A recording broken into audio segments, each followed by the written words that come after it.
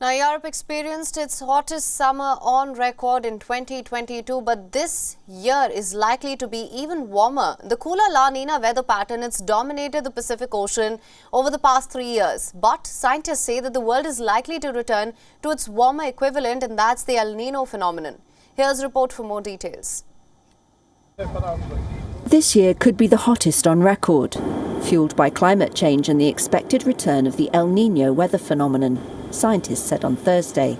After 3 years of the generally cooler La Nina weather pattern in the Pacific Ocean, the world will experience a return to El Nino, its warmer counterpart, later this year, according to climate models. During El Nino, winds blowing west along the equator slow down and warm water is pushed east, creating warmer ocean surface temperatures. Europe experienced its hottest summer on record in 2022. Samantha Burgess of the EU's Copernicus Climate Change Service said. So the anticipation is if we do transition into El Nino, the expectation is that 2023 is more likely to be warmer than 2022. Copernicus published a report on Thursday, assessing last year's climate change-fueled extreme weather, including disastrous flooding in Pakistan and Antarctic sea ice hitting record low levels. Climate models suggest a return to El Nino weather conditions in the late boreal summer, and the possibility of a strong El Nino developing towards the end of the year, Copernicus said. The last 8 years were the hottest on record, reflecting the longer-term warming driven by greenhouse gas emissions. Although most of the world's major emitters have pledged to slash their net emissions to zero, global CO2 emissions last year continued to rise. Now, deadly thunderstorms and tornadoes rolled through Oklahoma on Thursday, killing at least 3 people. As per the National Weather Service, a swarm of 18 twisters were seen by spotters in Oklahoma, Iowa and Kansas. As many as 16,000 people in Oklahoma were left without power due to the storms. The deadly tornadoes, they wreaked havoc in Oklahoma. Roofs were ripped off, trees knocked down, power poles strewn across the road, and hailstones the size of golf balls. Teams of emergency workers combed through the debris of houses to rescue survivors. The aftermath shows the trail of destruction the deadly tornadoes left behind.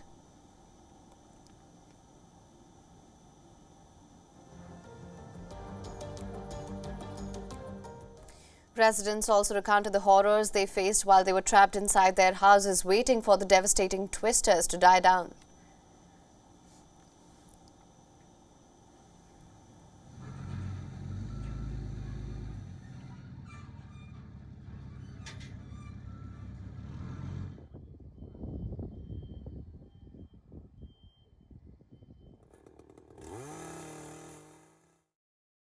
We knew there was a tornado that had been forming west of us. It looked like it was going to go north of us. We were starting to see some wind. We decided we were going to go ahead and try to get in the tornado shelter. By the time we got to the kitchen, the front roof of the bedroom was already ripped off. I had to hold my wife's hand, trying to keep her because it was trying to suck her out. And I was just trying to hang on for dear life. A video uploaded to social media also shows hailstones the size of golf balls falling down during the thunderstorm in Oklahoma.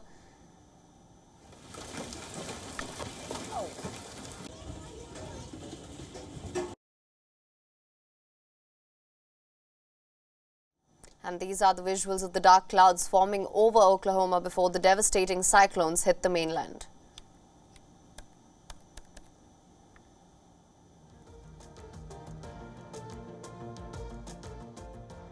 U.S. President Joe Biden addressed a virtual conference of the Major Economies Forum on Energy and Climate. Biden says the world must recommit to action and not just recognize climate challenges. He said this before announcing that the United States will provide $1 billion to the Green Climate Fund and request $500 million for Brazil's Amazon Fund. Now, this is the 4th Major Economies Forum on Climate and Energy hosted by Biden since he became president in 2021.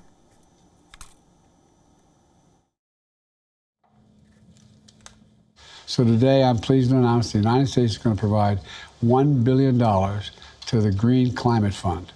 A fund is critical in ways to help developing nations that they can't do now. but it should not be the only way. Because climate security, energy security, food security, they're all related. They're all related. I'm calling on development banks to scale up their lending for climate change, which will also accelerate the fight against poverty. Let me close with this. We're at a moment of great peril, but also great possibilities, serious possibilities. With the right commitment and follow-through from every nation in this room, on this call, the goal of limiting warming to 1.5 degrees can stay within reach. But it's going to take all of us, not just one of us, not some of us. That meets the moment, all of us have to be engaged. Meanwhile, Antonio Guterres, the United Nations Secretary General, said that the current global environmental policies would become, and I'm quoting here, a death sentence by the end of the century. He further called for a quantum leap in climate action. We must accelerate climate justice by reforming the international financial system. As major shareholders of the multilateral development banks, I urge you to push them to coordinate their operations better and to overhaul their business models and approaches to risk in order to turbocharge climate action and sustainable development. You have the power to ensure that they leverage their funds to mobilize much more private finance at reasonable cost to developing countries, and that they end all support for fossil fuels. Now, scientists at the International Rice Research are experimenting with climate-resistant rice in the Philippines. As scientists, they're extracting genes of desirable traits from rice grains and they're combining them into other varieties of rice to make a more favorable crop here. These are designed to endure adverse climate conditions, including both floods and droughts. Our next report is all the details.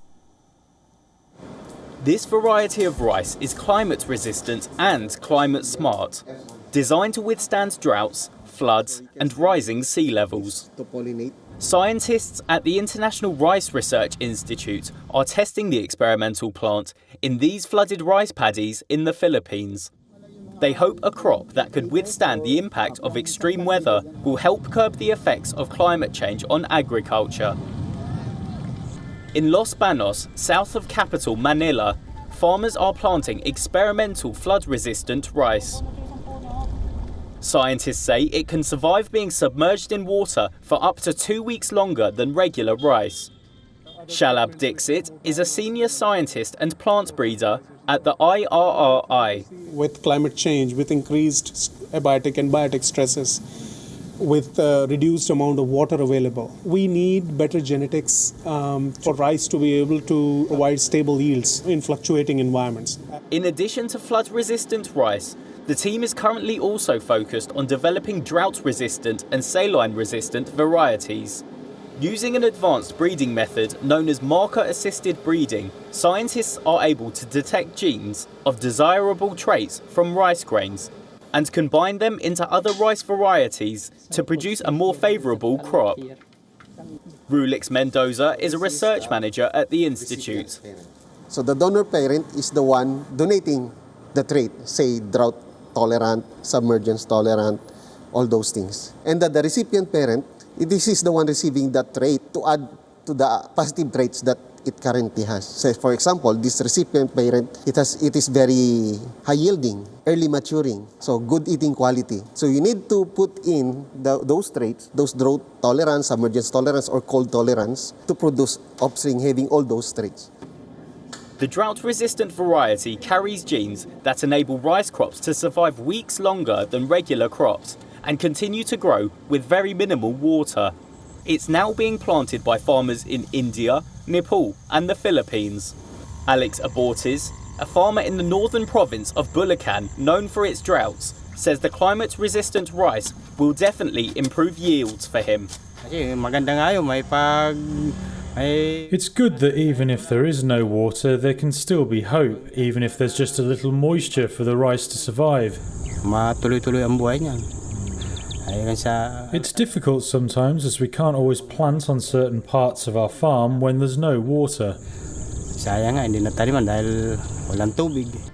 The Southeast Asian rice-producing country is usually hit by an average of 20 tropical storms every year. In 2022, a total of 37.6 million Philippine pesos, more than $670,000 worth of agricultural damages were caused by floods.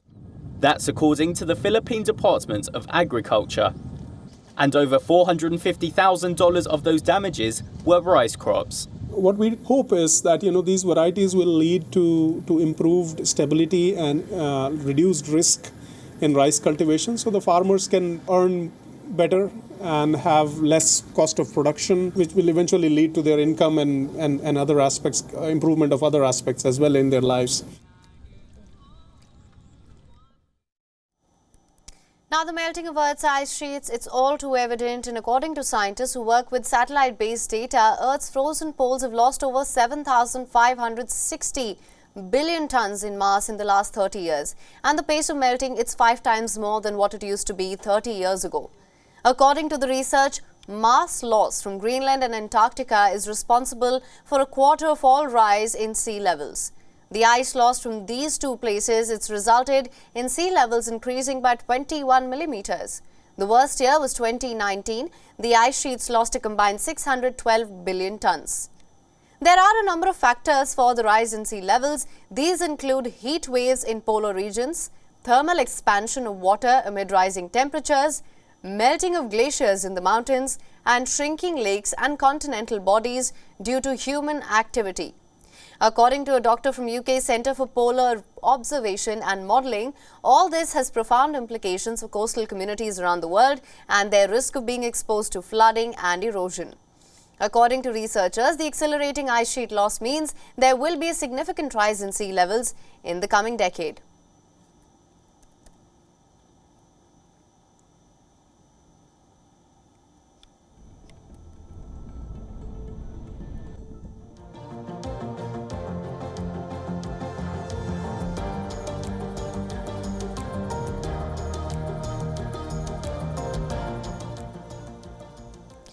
Western Balkan nations have begun hosting a slew of solar investments, but there are power grids. The question is, are their power grids ready for these new forms of energy? As per officials, the grids cannot absorb sudden feeds of solar energy, but there is a solution, and it is apparently very simple. Here's more information about this move in our next report. Solar energy investments are taking off in Western Balkan nations. It could help ease a power crisis that had threatened a shift away from coal. But are their power grids equipped for new energy feeds? Solar parks are popping up across North Macedonia. The power importing country's boom in solar energy investments has transformed it into a regional hub for renewable energy sources. Since 2021, solar parks with 139 megawatt capacity have been built, while up to 300 megawatts of new solar energy is planned to be produced by the end of 2023. Marko Bislamowski is the president of North Macedonia's Energy Regulatory Commission. He says the new plans can provide enough electricity to power 8 cities, and that capacity will only increase. The downfall, he says, is that transmission and distribution grids are not prepared to absorb such sudden feeds of solar energy. The grids also need to expand in order to accept and balance energy generated during daylight. One solution is to store the energy in batteries, and legislation has been amended to require investors to secure battery storage of electricity in areas where the grid is already booked. Certified producers of solar panels, like business owner Goran Ponov, also warn that further regulation of companies is needed to avoid glitches, like faulty installation, in the energy system down the road. Solar plants are also emerging across Bosnia, the only Balkan country that exports electricity, with no signs of slowing down. Stolac, the town that pioneered solar energy 12 years ago, has become a big construction site. The town's mayor says their initial plan for 90 hectares of solar power plants mushroomed into around 300 hectares, with another 140 planned out. Now, an Indonesia-based environmental activist has been living in a tiny house that he constructed using 35,000 plastic bags as raw material. He sourced all of this waste from Bali's polluted rivers. Even the interiors and the furniture in his house are made of plastic cups and straws. Now, he started a movement 2 years ago to clean up clogged rivers, littered beaches, illegal trash dumping sites to prevent the trash from reaching the ocean. He now lives in a tiny 12 square meter house which he built by himself. Check it out.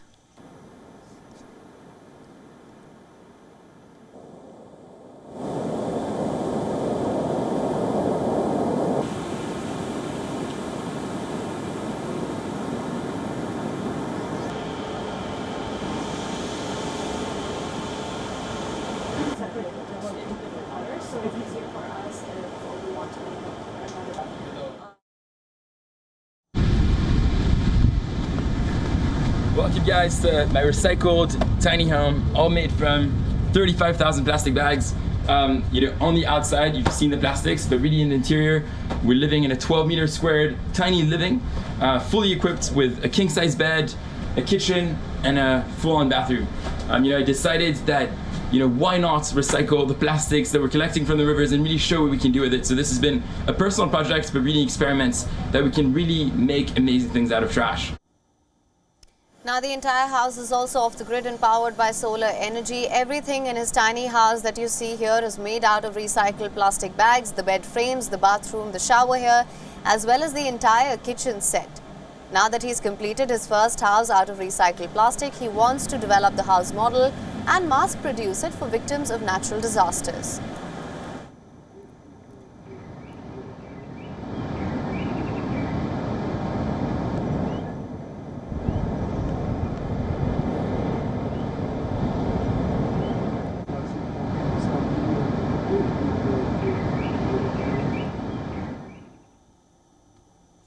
Now, researchers at the University of California are running a project that uses the sea to extract carbon dioxide from the atmosphere, since land-based experiments aimed at limiting global temperatures are simply not enough. Scientists are exploring sea waters now. The experiment is called Project Sea Change. It's part of a growing worldwide effort that seeks to boost the ocean's natural abilities to pull carbon dioxide from the atmosphere.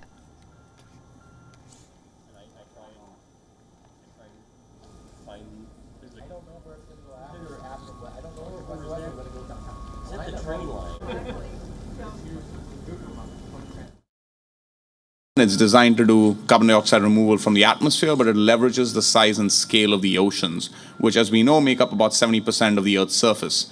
The process needs only electricity, rock, and seawater to function. This is something that we wanted to focus on because we thought simplicity and the use of materials that are available in abundance is important. Now, the focus on the ocean comes amid scientists warning that cutting emissions will not be enough to limit global temperatures to 1.5 degrees Celsius. Scientists say ocean is natural carbon sink, with seawater holding nearly 150 times more carbon dioxide than air.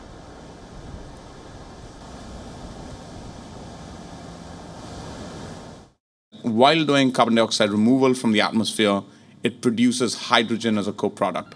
So the production of hydrogen is important because it allows you to have access to a green fuel. We've had an incredible ability to do things that are pretty unprecedented every time we put our minds to it. So when you think about the fact that this is not a science challenge, but it's an engineering and manufacturing challenge, I think it's fundamentally all realizable. And with that, we call to wrap on this edition of the Climate Tracker. News and updates continue on the other side on WION World is One. Do stay tuned.